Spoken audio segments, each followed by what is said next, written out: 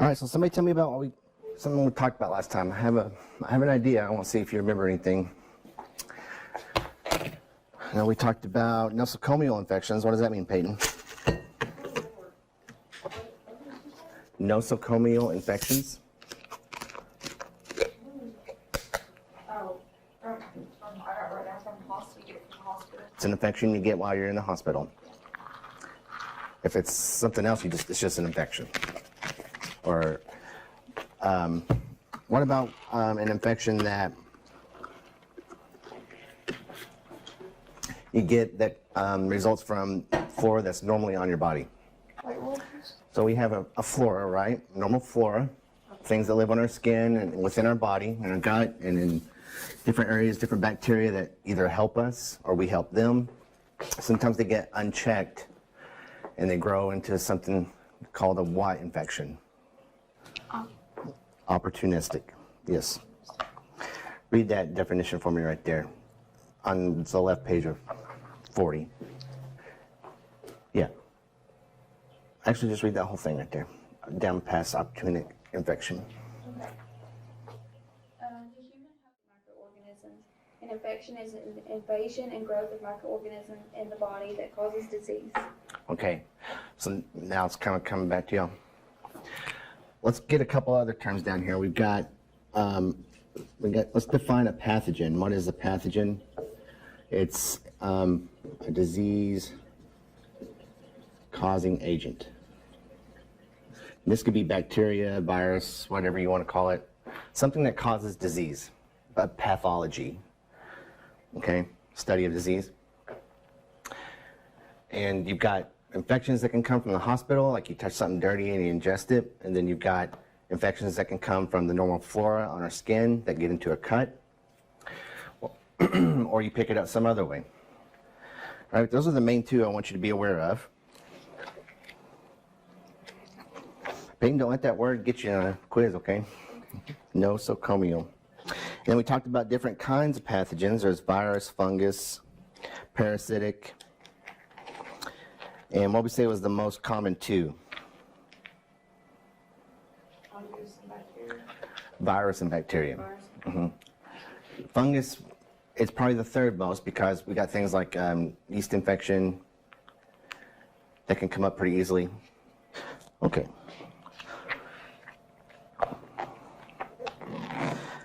Most of the major risks that come with us, though, are these things right here called bloodborne pathogens, and you can see a list of them.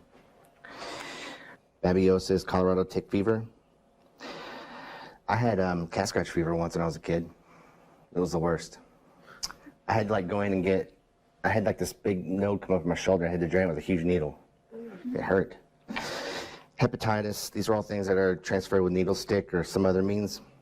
Sexual contact, human HIV, obviously, and malaria and syphilis. So what's some of the ways you can come in contact with blood? Obviously the needle stick, right? Or a bloodborne pathogen. It didn't have to be blood. It could be a pathogen that lives in blood sometimes. Okay? So a needle stick is the obvious. Second one, look here in this list on page 41. Contact of mucous membranes, eyes, nose, and mouth via splashes or touching. Nose or mouth with contaminated gloves or hands. Contact of non-intact skin. So that means you have some sort of cut, like you see all these little cracks in my fingers. If I'm not wearing gloves when I'm doing a sugar check, then there's a risk of me contacting blood that way. Human bite, I disagree with that completely. Unless you're bitten to the point where you're both bleeding at the same time. It's very rare, and they've shown that HIV is transferred through human saliva like one time in a young boy, but it's generally considered not transmissible through saliva. That's just my opinion, though.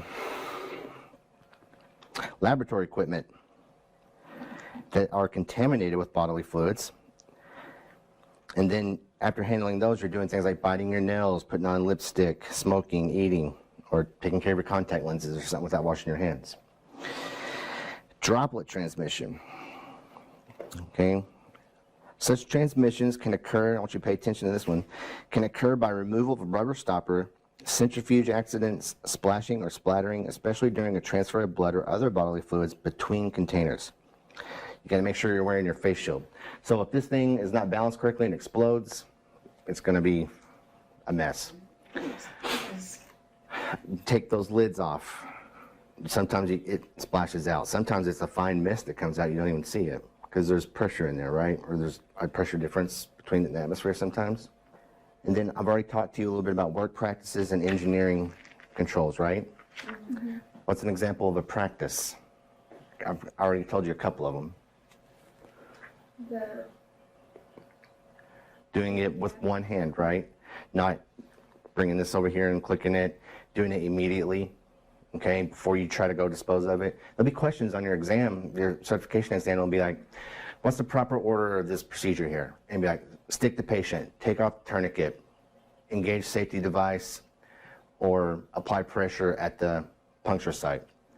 And usually it's engage safety device, then you get rid of it, put pressure on it or something like that. They're tricky, okay? But safety's always first. I know there's one question I remember, you need to throw that needle away before you put a Band-Aid on your patient, for sure. And then these are just some practices you can do to keep yourself safe. Other than immediately capping the needle, you can make sure you get your vaccinations. So what do we do if we do get a needle stick? And it's bound to happen, and if it does happen, don't freak out, okay? If you work in this field long enough, you're gonna have, something's gonna happen eventually, okay? Accidents happen. But they can be very rare and limited if you're paying attention. But the first thing you wanna do is express more blood out. Then immediately rinse, then immediately wash, and then you go report, okay?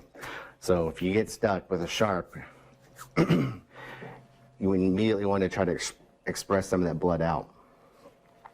That's not a test question, that's just, it might be somewhere here in this book, but that's just what you do. Then you go rinse it off and then wash with soap and water. Peyton, read this next paragraph for me here under viral survival on page 42. So what it's saying here is these viruses, you know, if the inside of your tray has got some blood on it, you're going to drop, then the virus could be living there up to 1 to 3 weeks, depending on the virus it is. Okay, so make sure you clean stuff properly when it's time, and often in between. You know, most of the time, if you just wash your hands, you're okay. We'll talk about that milliliter a little bit later, what the unit of measurement is. So how do we disinfect things? This is a hint, hint, hint test question. If you want to disinfect laboratory equipment or surfaces, then it's always at least a 10% bleach solution. Okay, so if you got your jar of water here, at least 10% of it needs to be bleach. The rest can be whatever the rest of the solution is. Hopefully it's not ammonia. But, you know, you mix water and bleach together if you have to at this ratio, no less than this ratio, okay, to kill things. Now, there's all kinds of wipes out there and stuff, but they're all going to follow sort of the same rule. Let's look at this one.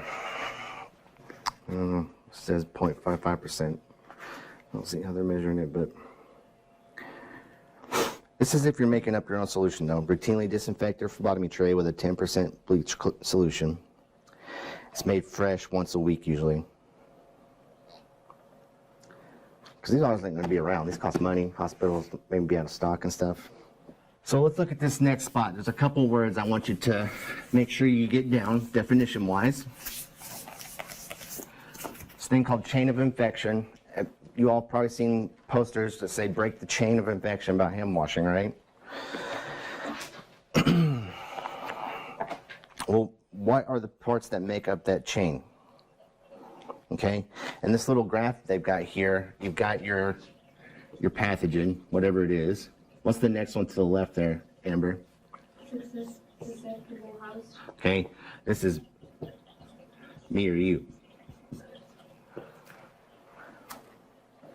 All right, what's the next one there? Method of entry.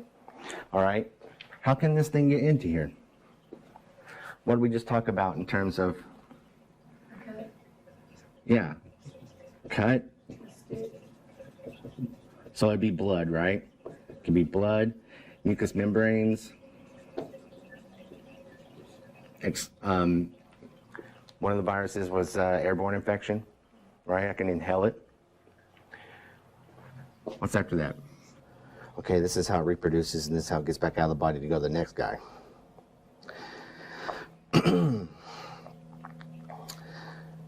So escape, it's like if you're infected with a parasite, sometimes in your fecal matter there'll be parasite, the eggs there, the ovum, and then if you're walking around barefoot, you can pick up a hookworm.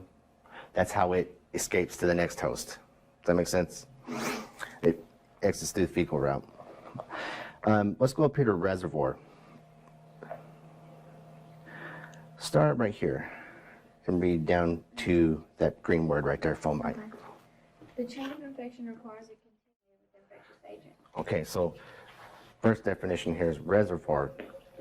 They can be symptomatic. What's that mean?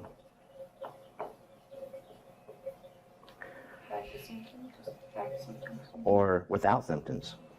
This is why people are so up in arms about COVID. You can walk around you can never have symptoms with it, but be a reservoir for the virus. This mode of transmission, I'm not really worried about the circle and the chain. I'm just kind of illustrating how these definitions fit into this idea. But it can be transmitted through a fomite or through one of these ways we talked about here. So I'll put fomite down here. This is another term that's going to come up to bite you later if you don't remember it. Okay? It's any object contaminated with a pathogen or some form of life that's microbial. It can be water. So people are getting cholera from their well, in Puerto Rico. That water is the fomite. The dirty keyboard you type on, it can be a fomite. So fomite, reservoir, pathogen, those are three terms so far. You should know what asymptomatic and symptomatic means if you don't already. I don't want to assume everybody knows what those words mean. All right? So there's two ways you can come into contact with these things. All right? One is direct contact, which would be like that blood entering your mucous membrane. Okay? The other one is called indirect.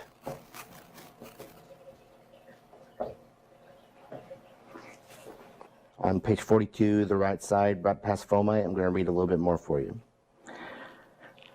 Microorganisms can be transmitted by contact, either direct or indirect, droplet or airborne routes, okay?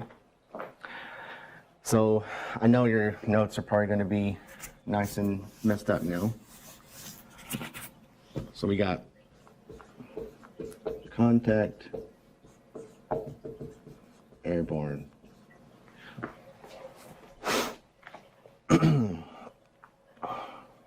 And droplet. What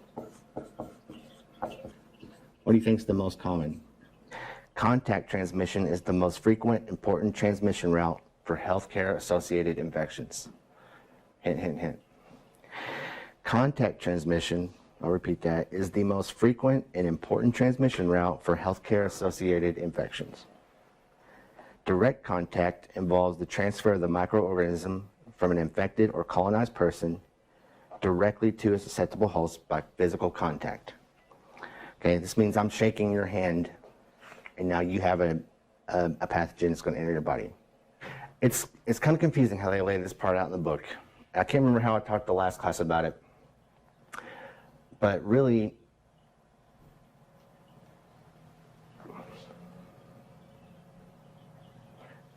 I would focus on these. Just focus on these, okay? You can have contact, like I shake your hand, or we can have probably indirect where I take a bite of a Snickers bar and then you take a bite, and then we both have a disease now, okay? Or it's kind of pedantic, I think, in some of the stuff. But the main difference between these other ones, let's talk about airborne for a minute, which I've listed twice up here.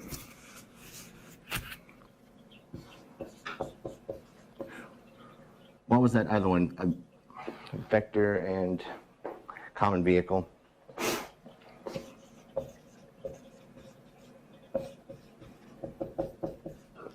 Let me tell you the difference between these two, okay? Airborne and droplet. Airborne is what we call like a fine mist spray, all right?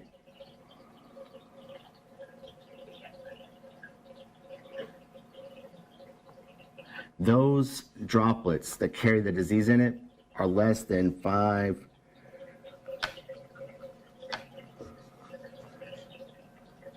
micrometers. That's a weird symbol for micrometer. Or microns in length, less than 5.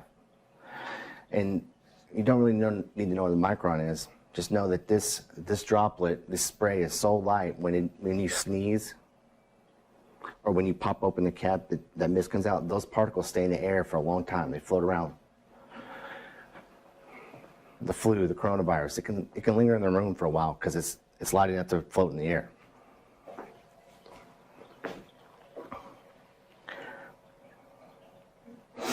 Okay.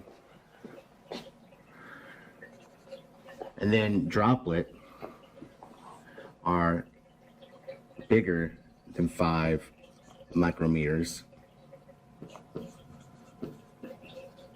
And I shouldn't have said sneezing earlier, but sometimes when you sneeze, some of that spit and stuff comes out. It'll go. That's a droplet. The other ones that are fine mist will spread out throughout the room. So know the difference between these two, and one's their size, and it depends on how they float because of their size, okay? Vector is like something that carries the disease, like we'll say a mosquito, but it's not really sick from it, it just carries it.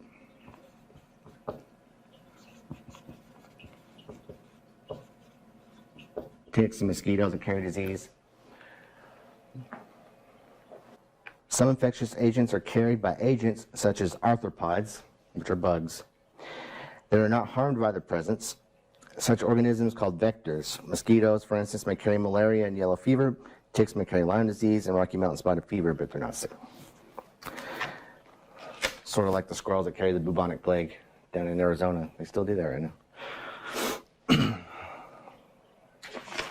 And then common vehicle on page 43 says, it's a common source that causes multiple cases of disease. So this is like contaminated lettuce that goes out across the country from one supplier. Water, medications, devices, and equipment. Okay, so some of these words have a couple different meanings.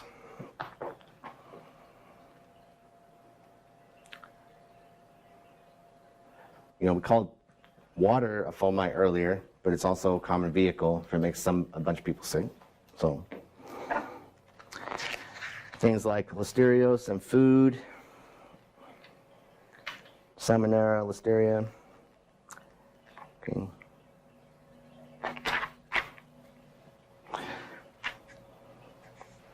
Any questions about that? Those are a couple pages I would make sure I studied. I read, at least read again. Okay?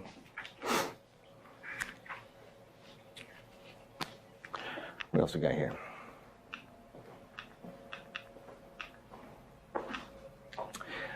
So we've talked about hand washing and a little bit about wearing a mask and things like that. Everybody's familiar with wearing masks nowadays. But you all remember when I was talking about dressing for the occasion, right? If you're going to go in a room with somebody with active measles, then you can have like a respirator and an air suit and things like that, because measles is airborne, like anthrax, okay? But if it's just HIV or something, then gloves, just anticipate the exposure. So washing your hands, wearing your PPE, and following these things called standard precautions. And standard precautions is sort of like everybody's treated like they could communicate something, so everybody is going to wear gloves when they are contacted from a healthcare worker. Like when I was taking care of my grandfather, he was in hospice, he come home for a while. I still wore gloves when I was just turning him or wiping his face off with a washcloth and stuff when he was dying, because I don't know what he's got in the hospital and stuff like that. I kind of want to wear gloves when I change a diaper sometimes, but it might be overkill. All right, so hand hygiene at the bottom. I'll wait till next week to let y'all practice your hand washing. Don't forget to be doing that though. When do we wash hands? Page 44. This is a good question, as you'll see again. Before and after patient contact, before and after gloving. So before you put gloves on, as soon as you take gloves off. Before and after eating. Before and after anything that touches your face. Before leaving the laboratory and at the end of your shift. You should clean your hands every time you go into a patient's room, even if you just washed them in the room before and walked straight out into their room. Well, your text tells you right here, it gives that patient a sense of confidence that you are not a dirtbag, right? I like to see it. I know it makes me feel better.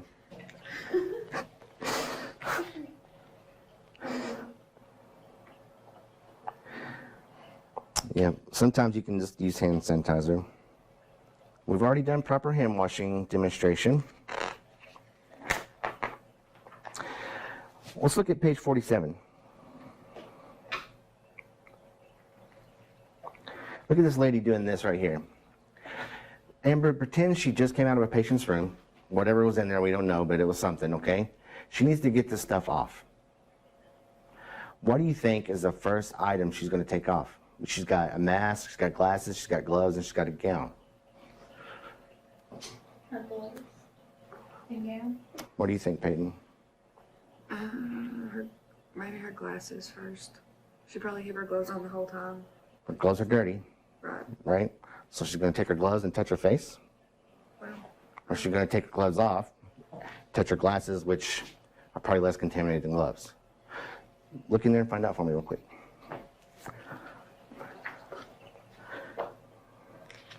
Gloves and then hand hygiene, and then it says goggles and face shield. Yeah, wash your hands, right? If you ever see a question on a test, and hand washing is one of the options for an answer, that's probably the answer you need to pick, okay? Always is the right answer, hand washing. So, the answer is take your gloves off and wash your hands. Then you do whatever else you need to do. That solves the problem of reaching up here with dirty hands, right? yeah. Okay. It says first remove the gloves, hand washing, then the goggles, face shield, and then the gown last, because the gown's probably the most dirty next to your gloves. In all cases, the mask or respirator is removed last. Okay.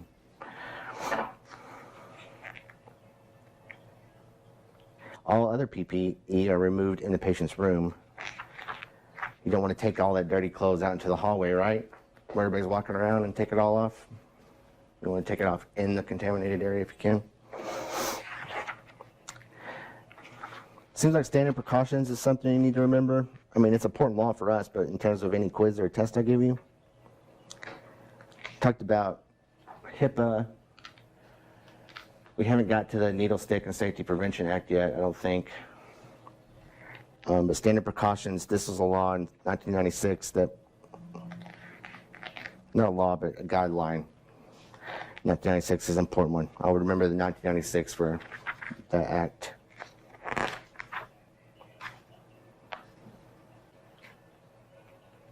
In 1992, OSHA, I'm looking at page 51 here. So in 1992, OSHA said, all right, we're going to make laws about bloodborne illnesses for these workers who are getting hurt. We're seeing a lot of injuries. It's costing the government and insurance people a lot of money and grief. And then they revised it in 2001. And that's when it was updated with that workers must have a bloodborne pathogen exposure control plan.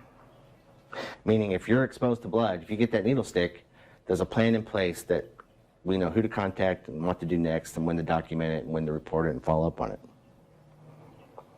It also stated that your employers have to provide you PPE without charging you. The guys that get up on the telephone poles and work on the electrical lines, do you think they have to buy their own shoes that stick into the pole and rubber gloves and helmets and stuff and harnesses? They don't have to buy that. The company has to provide it for them. All of a sudden, they're like, okay, healthcare workers, we're gonna make the same thing for them.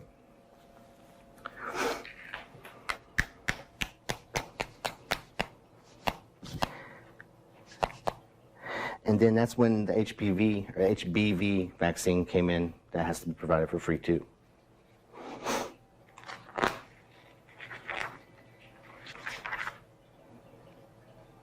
Free medical follow-ups. I'm looking at page 52. That was part of the law. You have to have annual training or whatever specified by the place you work. That's when it became law to identify this with biohazard symbols, because this is a biohazard, right? Potentially. Instead of just throwing it in the garbage can.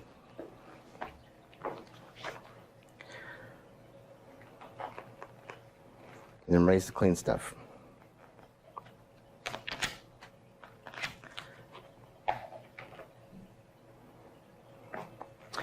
I'll let you read through isolation.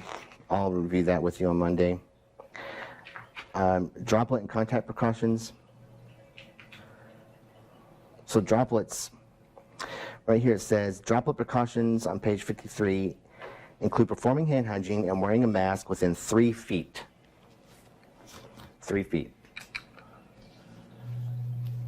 That's just so I don't sneeze in your mouth. Like Henry does. He'll look at me and go, he's right here.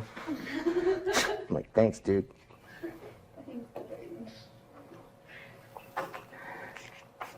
Contact precautions, though, are suspected of having disease or conditions transmitted by direct patient contact or contact with their stuff.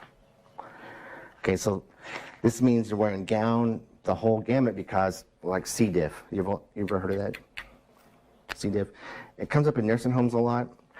It's bacteria, Peyton, that will form a spore around itself, and that spore is super hard, and it protects that bacteria. It can live on surfaces for years. It can live in the soil for many, many years. C. diff or Colostrum difficile. And it comes out in fecal matter, and when a person is sick with it, their poop gets real jelly, and it has a specific terrible smell to it. And so when a patient is, say, all right, you got C. diff, they are not allowed to come out of the room. We take them paper plates and paper forks for all their meals until they've been treated with some crazy antibiotics for 2 weeks, and then they're done. But until that point, they're secluded to the room, and then everybody goes in there and has to put the full gown on, do their care, carefully take it off and get out and wash their hands. Because if it gets on your clothes, it's going to stay there and you're going to get it. It won't die. It's got that ability because of its spore forming capabilities. There's some really interesting science behind the genetics of bacteria that activate genes to form those spores and stuff, but we're looking at ways to turn those genes off.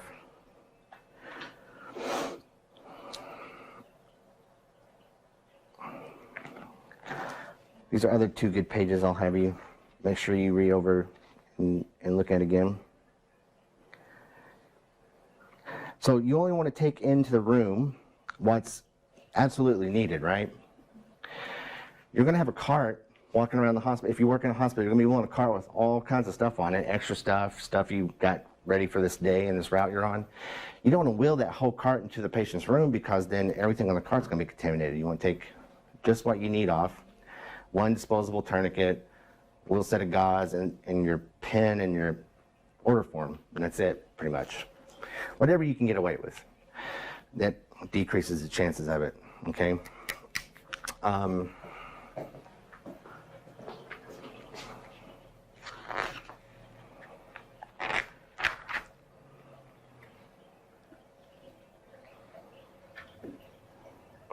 Should be a dedicated tourniquet in the patient's room.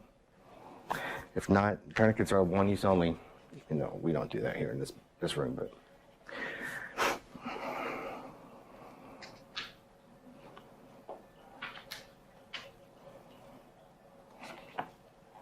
Okay, so what's the most important way to break the chain of infection? Hand washing. Wash your hands. What's the most important way to stay protected from airborne contact, droplet, vector, all those types of transmissions? Hand washing, still, even if it's airborne, hand washing. Okay? They're going to try to trick you. It's always hand washing. All right. I'm going to ask you guys to complete on page 56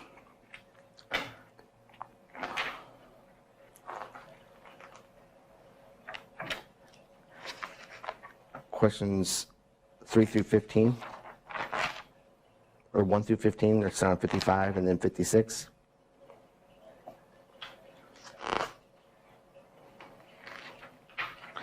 I don't assign the multiple choice because the answers are in the back, but those questions are good to study for any quiz or test you got coming up. 1 through 15. Yeah, and I don't need complete sentences and everything. I just need your name written sort of neatly, numbered with the answers, and then when you turn your paper in, I know this is stupid, but don't turn in any of these frillies. Okay. You got all weekend to do those. Take you a minute, and it'll get you back in the chapter reviewing it. Okay.